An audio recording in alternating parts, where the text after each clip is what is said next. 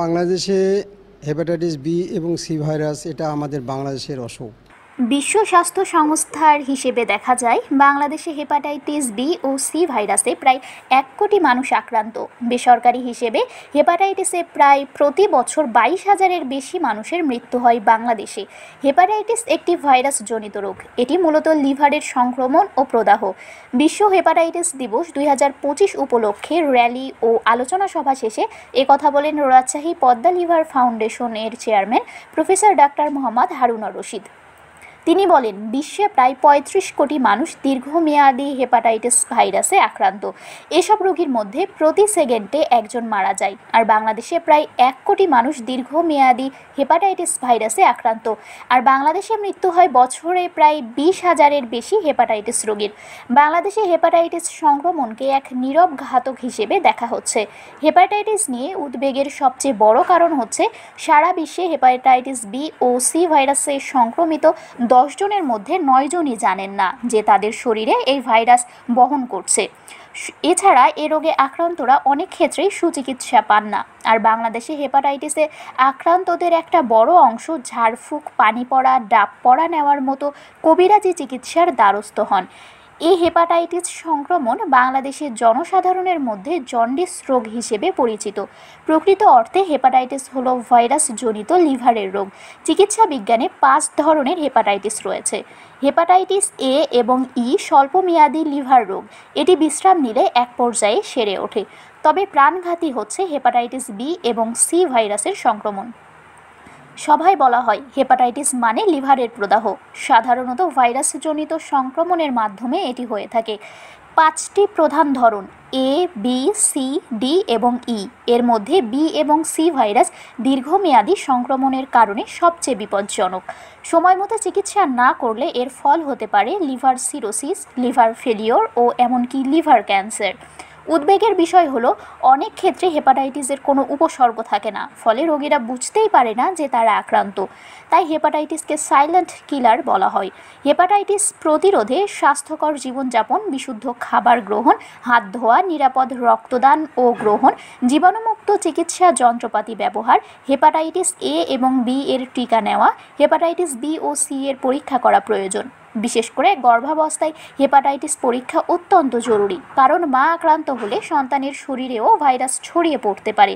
গর্ভাবস্থায় সঠিক চিকিৎসা ও জন্মের সাথে সাথে বাচ্চাকে টিকা দিলে সংক্রমণ ঝুঁকি 90% থেকে 10% কমানো সম্ভব।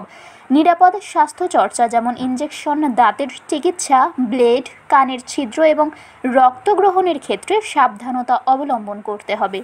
শারমিন শিমু, বরেন্দ্র টেলিভিশন। অথচ এই অসুখের এই ভাইরাসটার নামই আমাদের দেশের 90% মানুষ জানে না। এটার কারণ হচ্ছে যে আমরা এটাকে অ্যাওয়ারনেস প্রোগ্রাম বা সচেতনতামূলক প্রোগ্রামের ভিতরে নিয়ে আসতে পারছি না। আমরা শুধু ডাক্তাররা যারা আছি একাডেমিক আলোচনা করছি, যাতে করে শুধু আমাদের ডাক্তাররা এবং ছাত্ররা উপকৃত হচ্ছে, কিন্তু যে উপকারটা পাওয়ার কথা আমাদের মানুষের, গণমানুষের, যাদেরকে আমরা উপকৃত করতে না পারলে দেশ এগোবে না এবং এটা আমরা কোনোদিন নিরাময় করতে পারবো না। সুতরাং এখন আমি মনে করি, আমি একটা লিভারের প্রফেসর হিসাবে মনে করি যে আমার এটা একটা দায়িত্ব যে আপনাদেরকে সবাইকে নিয়ে এই সংগ্রামে ঝাঁপিয়ে পড়া। আমরা হেপাটাইটিস মুক্ত, শুধু হেপাটাইটিস বি না, hepatitis B, hepatitis C, fatty liver, যারা হেপাটাইটিস করে যে সমস্ত অসুখ, তাদেরকে আমাদের দেশ থেকে নির্মূল করতে হবে। আপনারা যদি এগিয়ে না আসেন, শুধুই যদি মনে করেন ডাক্তাররা করবে, এটা কোনো দিন হবে না। ডাক্তার সমাজের একটা নগণ্য অংশ। এই নগণ্য অংশ এত বড় কাজ করতে পারে না। যেখানে বাংলাদেশের 18 কোটি মানুষ, সেখানে মাত্র 50 লাখ ডাক্তারও নাই। যদি আমি রেজিস্টার ডাক্তারের কথা বলি, 50,000 ডাক্তার হয়তো হবেই। তো সুতরাং এই অল্প মানুষের জন্য এত মানুষেরকে যদি আমরা একত্র করতে পারি, আমরা যদি এটা সমাজের মধ্যে ছড়াই দিতে পারি, সমাজের নিম্ন তৃণমূল থেকে ধরে উচ্চ বিত্ত এবং উচ্চ পর্যায়ে মানুষের মধ্যে ছড়াই দিতে পারি, তাহলে এটা আমরা আমাদের দেশকে এই B virus, C virus, fatty liver disease মুক্ত করতে পারবো। তাছাড়া এটা সম্ভব নয়। সুতরাং এই জন্যই আমি এই আয়োজনটা করেছি।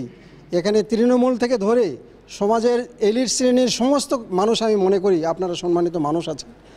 এখন আমার দায়িত্ব আমি পালন করলাম, আপনার দায়িত্ব এখন আপনাকে একটু পালন করতে হবে। প্লিজ আপনারা সবাই বলেন যে আপনারা অন্তত 5 জন মানুষকে এটা জানাবেন, তাহলে এই 5 জন মানুষকে যদি জানান, আর আজকে যদি 100 জন মানুষ এখানে উপস্থিত থাকে, তাহলে অন্তত 500 জন নতুন মানুষ বি ভাইরাস সি ভাইরাস সম্পর্কে জানবে। এবং এই 500 জন মানুষ যদি আরও 5 জনকে বলে, এইভাবেই আমাদের সমাজে ডিসিমিনেটেড করা দরকার। না হলে আমরা জানবো না রোগটা কিভাবে হয়, সেটা জানবো না। যারা রোগী হয় তারা নির্যাতনের মধ্যে থাকে।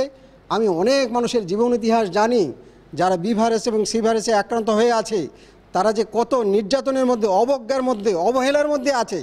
তাদেরকে সমাজ যে কীভাবে দোষারোপ করে, তাদের সঙ্গে যায় না, তাদের সঙ্গে বিয়ে শাদী যায় না। কিন্তু এইটা যে ভুল ধারণা, এই ভুল ধারণাকে আমাদেরকে ভাঙাতে হবে। এখানে মসজিদের ইমাম আছেন, কৃষিবিদ আছেন, ডাক্তার আছেন, ইঞ্জিনিয়ার আছেন, হাই অফিসিয়াল আছেন, শিক্ষক আছেন, অধ্যক্ষ সাহেবরা আছেন, অনেক মানুষ আছেন। আপনাদের এখন আমি মনে করি একটা দায়িত্বর মধ্যে এটা পড়ে গেল। আমরা একটা অনুষ্ঠান করেছি, আপনারা এই জিনিসটা করবেন, সমাজকে মুক্ত করবেন, আমাদেরকে একটা সুস্থ সুন্দর জাতি উপহার দিবেন। আমি মনে করি এখান থেকে কাজ শুরু হওয়া উচিত। বিশ্বমানের ল্যাপারস্কোপি প্রযুক্তি নিয়ে রাজশাহীতে চালু হয়েছে এলিট কেয়ার হাসপাতাল অ্যান্ড ট্রেনিং ইনস্টিটিউট। এখানে দক্ষ ও অভিজ্ঞ চিকিৎসক দ্বারা সব ধরনের অপারেশন করা হয়।